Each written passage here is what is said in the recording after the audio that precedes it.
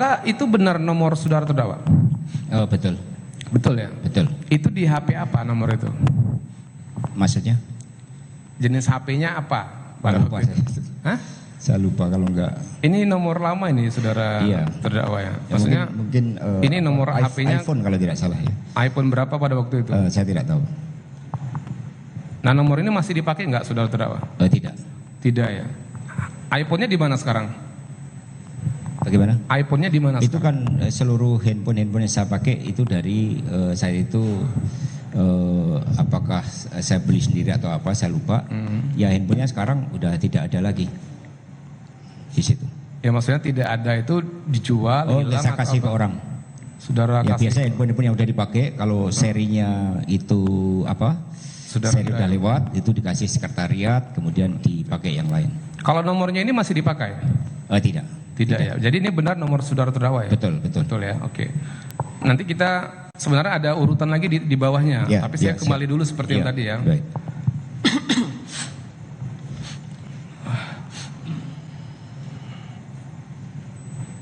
Baik.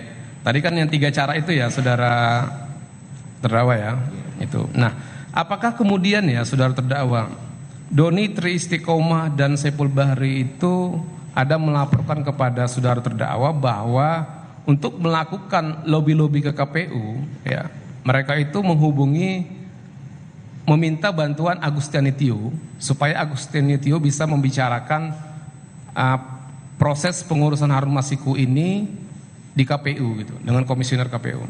Tidak ada, saya sama sekali tidak tahu keterlibatan Tio. Tidak ada ya. Baik. Nah kemudian saudara terdakwa ya. Nah setelah pertemuan dengan Doni, Saiful dan saudara terdakwa di Sultan Syahrir. Nah kemudian berdasarkan keterangan dari Saiful Bahri kemudian ditindaklanjuti dengan pertemuan dengan Harun Masiku. Nah kemudian apakah benar akhirnya DPP PDIP ada meminta fatwa kepada Mahkamah Agung pada waktu itu? Ya, minta fatwa tidak terkait pertemuan-pertemuan tersebut. Minta fatwa karena terkait dengan itu kesepakatan yang dibuat bersama KPU pada tanggal 31 Agustus sebagai catatan rapat. Ya, maksudnya oke. Nah, apakah pada setelah tanggal 31 ya dan setelah pertemuan dengan Doni dan Saiful itu kemudian DPP ada mengirim permintaan fatwa kepada Mahkamah Agung? Ya, ada, itu dimulai dari rapat DPP PDI Perjuangan terlebih dahulu. Oke. Di mana hasil rapat pleno tanggal 31 Agustus itu dibahas di DPP dan dari situlah DPP memutuskan untuk meminta fatwa kepada Mahkamah Agung ya. Itu yang membuat surat fatwa tetap Doni ya, Doni Tri Istiqomah ya. Betul. Baik. Ini saya bacakan ya. Ini pada tanggal 13 September 2019 ya. DPP PDIP meminta fatwa kepada Mahkamah Agung dengan mengajukan surat nomor 72/X DPP 9 Romawi 2019 perihal permohonan fatwa terhadap putusan Mahkamah Agung RI nomor 57 2019 tertanggal 19 Juli 2019. Ya. Pada waktu itu yang menandatangani saksi dengan siapa? Saya agak lupa, tapi Pak saya Yasona tanda tangan bukan? di situ. Ya, saudara terdakwa tanda tangan. Ya. Kemudian Pak Yasona Lauli ada tanda tangan, saudara ketahui ya. Betul. Betul ya. Termasuk salah satu ketua di DPP ya, Pak Betul, Yasona. Pak Lauli adalah ketua bidang hukum. Nah, pada waktu itu apa pada pokoknya isi dari permohonan fatwa itu yang saudara ingat? Ya, berkaitan dengan beda tafsir antara PD Perjuangan dan KPU dalam pertimbangan hukum dari MA di dalam putusan tersebut, maka kemudian kami meminta MA untuk memberikan fatwanya. Ini ya saudara terdakwa ya. Jadi isi surat itu ya pada pokoknya meminta kepada Mahkamah Agung RI agar memberikan fatwa putusan Mahkamah Agung, agar KPU RI bersedia memindahkan suara Najarudin Kemas kepada Harun Masiku, caleg anggota DPR Dapil Sumsel 1, dan dari PDIP berdasarkan putusan Mahkamah Agung RI yang sebelumnya. Iya, betul. Seperti itu ya, benar ya? Betul. Oke. Nah, kemudian apa respon dari Mahkamah Agung pada waktu itu? Apakah dikabulkan juga permohonan fatwanya pada waktu itu? Mahkamah Agung mengabulkan permohonan fatwa dan kemudian meminta KPU untuk melihat kembali dasar-dasar pertimbangan hukum di dalam putusan sebelumnya. Seperti Putusan itu ya? 57P kalau tidak salah. Oke, baik. Ya. Ini saya bacakan lagi ya. Ya. Jadi surat DPP PDIP itu kan di tanggal 13 September 2019. Nah kemudian Mahkamah Agung itu menerbitkan surat di tanggal 23 September 2019. Masih di bulan September ya. Nah itu surat nomor 37/Tun/Tun/2019. Perihalnya sama dengan perihal yang diajukan oleh surat DPP PDIP. Nah pada pokoknya menyebutkan bahwa ini disebutkan di halaman 66 dan 67 ya di putusan, penetapan suara calon legislatif yang meninggal dunia, kewenangannya diserahkan kepada pimpinan partai politik untuk diberikan kepada calon legislatif yang dinilai terbaik. Ya. Jadi sama dengan putusan dari judicial review dari Mahkamah Agung, seperti itu. Ya. Nah baik, Betul. pertanyaan saya kepada saudara terdakwa ya. Dari mana saudara terdakwa mengetahui bahwasanya putusan Mahkamah Agung itu telah terbit? Dari surat yang diterima DPP PD Perjuangan. Diterima oleh DPP PDIP. PD Perjuangan dari Mahkamah Agung. Baik. Apakah pada saat fatwa tersebut diterbitkan oleh Mahkamah Agung, saudara masih ingat bahwa saudara terdakwa itu sedang berada di Mahkamah Agung pada waktu itu? Ya. Saya berada di Mahkamah Agung, itu nanti bisa dilihat dalam fakta persidangan yang lalu, itu bersama dengan Pak Yan Farid. Ya. Ya, saya diajak oleh Pak Yan Farid untuk ke Mahkamah Agung. Dan kemudian terhadap keputusan apakah fatwa itu diterima atau tidak, saat itu saya belum tahu. Ya. Pada tanggal itu saya belum tahu. Belum tahu ya. Ya. Nah jadi di keterangan Saiful kemarin ya, Saiful menerangkan bahwa Harun Masiku itu kan mengirim gambar saudara terdakwa dengan Pak Jan Farid dan ada Harun Masiku di situ. Dia mengatakan bahwa pada saat itu fatwa sudah diterima oleh saudara terdakwa pada waktu itu. Bagaimana? Belum. Belum ya. Karena itu tanggal 23 September, sementara kami bertemu itu 23 September pagi. Oke. Karena di MA tidak ada pembahasan ya terkait dengan fatwa. Saya mendampingi Pak Yan Farid dan kemudian yang saya sampaikan adalah mengapresiasi ya kerja dari MA karena sebelumnya itu ada begitu banyak tunggakan perkara, kemudian di bawah kepemimpinan Ketua MA saat itu tidak ada. Baik. Berarti pada waktu itu ketemu Ketua MA ya? Iya betul. Benar ya. Nah pertanyaan saya kepada saudara terdakwa ya, kenapa pada saat itu Harun Masiku bisa ikut di pertemuan itu? Ya, itu bagaimana saya ceritanya Harun Masiku ya. bisa ikut? Bisa Jadi dijelaskan? izin seperti itu. Saya sehari sebelumnya kalau tidak salah itu diajak Pak Yan Farid mau ke MA. Karena Pak Yan Farid adalah sebagai staf ahlinya Pak Lauli. Nah kemudian saya diajak, ya saya bergabung. Kami satu mobil berdua menggunakan mobilnya Pak Yan Farid. Ini ya saudara Ya. terdakwa ya. Oke. Ketika kami sampai di sana, kemudian di ruang tunggu, di situ ada Pak Harun Masiku. Jadi di ruang tunggu. Jadi ini ada Ketua KMMA yang menghadap ke Monas, ada ruang tunggu. Saya bersama Pak Yan Farid, di situ sudah ada Pak Harun Masiku.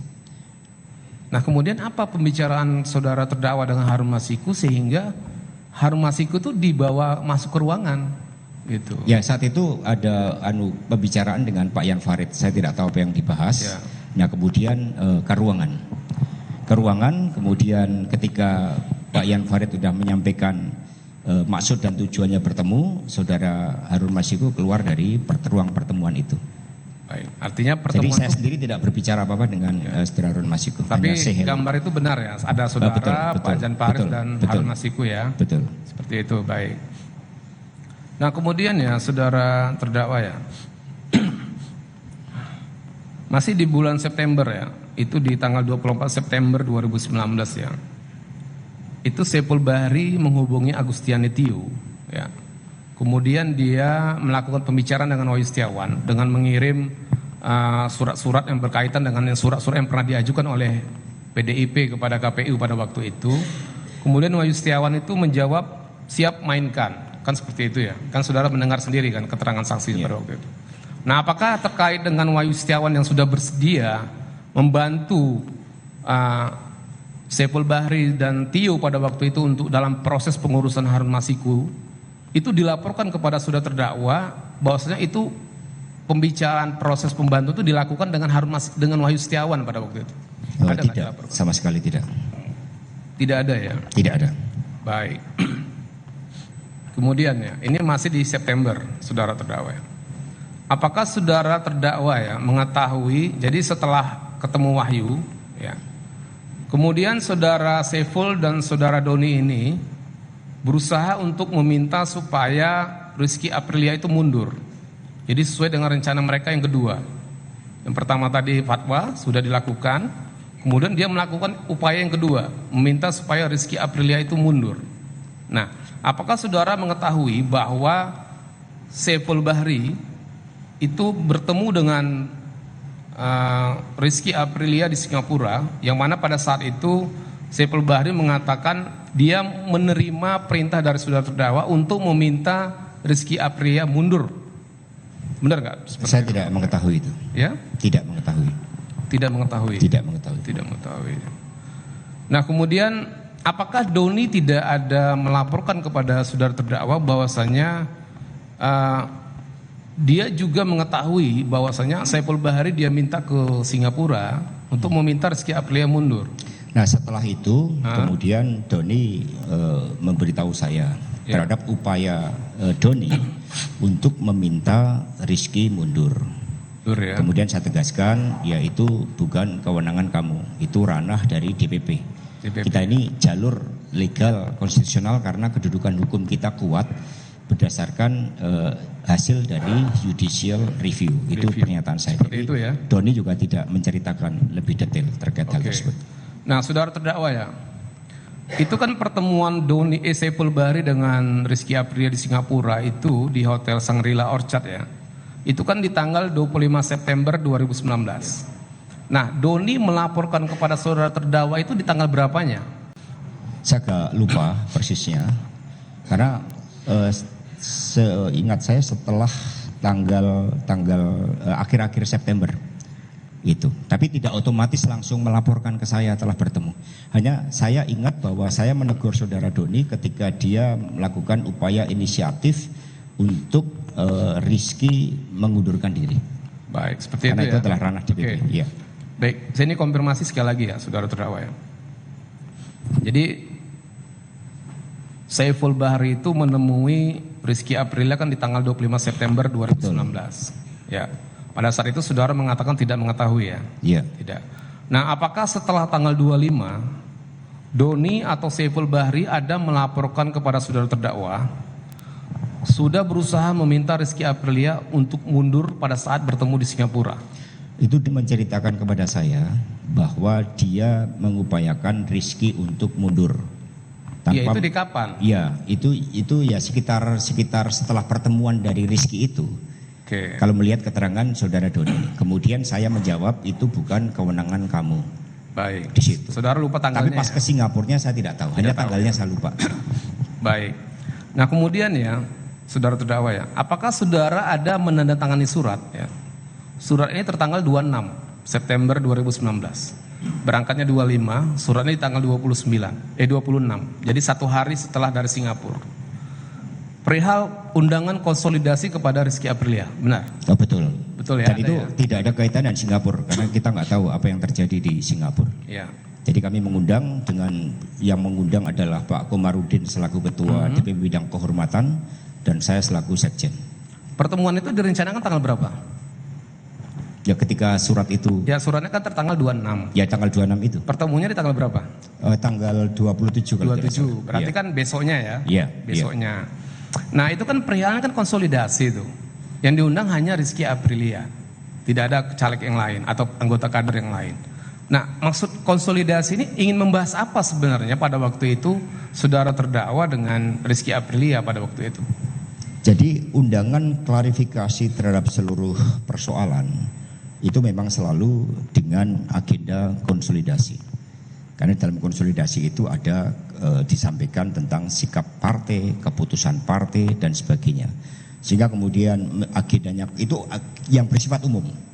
Jadi konsolidasi. Nah, ketika saudara Rizky datang diterima secara resmi oleh Pak Komarudin Watubun dan saya Itu di 27 ya, udah Iya ya? di 27. Kemudian Di Pak DPP. Komarudin, ya Pak Komarudin memberikan penjelasan Ya. terhadap maksud dan tujuan mengundang saudara Rizky. Itu Apa maksud dan tujuannya pada waktu maksud dan tujuan untuk memberikan penjelasan terhadap keputusan DPP PD Perjuangan bahwa DPP telah menetapkan saudara Harun Masiku Ya. untuk menerima pelimpahan suara dari Bapak Nasaruddin Kemas. seperti itu ya? Ya, itu disampaikan oleh Ketua DPP. Nah, apakah pada saat itu Rizky Aprilia ada bertanya kepada saudara terkait dengan surat undangan untuk pelantikan? Ya. Seingat saya tidak ya, karena pelantikan itu sudah ranah KPU. Ya. Jadi saya bersama dengan Pak Komarudin, jadi hanya menjelaskan tentang keputusan partai. Kemudian saudara Rizky memberikan argumentasi dan kemudian bahwa dialah dari senior, dari kader lama, dia udah berjuang di dalam pileg dengan cara yang tidak mudah. Nah kemudian dia tidak setuju dengan keputusan itu, kecuali keputusan itu langsung disampaikan oleh Ibu Ketua Umum. Oke. Itu kira-kira Baik. seperti itu. Jadi tidak ada membahas tentang undangan. Ya, baik, saya ini lagi ya, perdalam lagi ya. Nah, jadi saksi Rizky Aprilia itu kan sudah memberi keterangan. Jadi pada saat dia menerima surat itu dan dia datang di tanggal 27 September 2019 bertemu dengan saudara terdakwa, dan pada waktu itu ada juga Pak Komarudin, dia mengatakan bahwa surat undangan pelantikan Rizky Aprilia itu ada di saudara. Itu tidak betul dan itu tidak ada di dalam pembahasan. Ya, Karena ini saya konfirmasi. Ya. Dia mengatakan surat itu ada di saudara dan saudara tahan pada waktu itu. tidak ada, karena untuk pelantikan anggota DPR sudah tidak ranah partai. Itu ranah KPU. Ranah partai itu sampai pada penetapan caleg terpilih. Ya. Begitu caleg ditetapkan, undangan kapan, siapa yang memberikan undangan itu KPU dan tidak bisa diintervensi oleh partai. Tempatnya di mana itu oleh KPU semuanya. Jadi undangan saat itu langsung KPU yang menyampaikan, tidak melalui partai.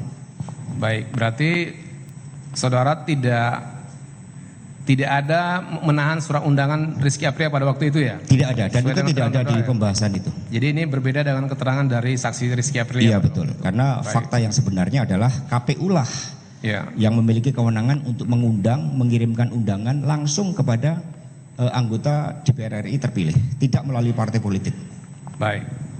Nah, kemudian ya saudara terdakwa ya, pada saat pertemuan itu ya, apakah saudara ada meminta supaya Rizky Aprilia itu mundur? Gitu. Ada pada waktu itu? Ya, karena saya mendapatkan tugas, ya banyak kejadian-kejadian sebelumnya dari partai seperti itu.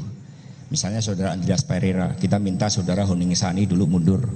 Kemudian kemarin Boni Triana, kita meminta yang lain juga untuk mundur. Jadi saya ditugaskan oleh partai, maka dihadiri resmi oleh Ketua DPP Bidang Kehormatan yang menyampaikan dan disampaikan sikap resmi partai agar dia mengundurkan diri, karena itu juga cara-cara persuasif yang dilakukan oleh partai dan menjadi bagian dari sengketa antar caleg yang dilakukan oleh partai. Nah, mengapa pada saat itu saudara terdakwa ya, saudara terdakwa itu tiba-tiba mengatakan meminta saudara Rizky Aprilia mundur?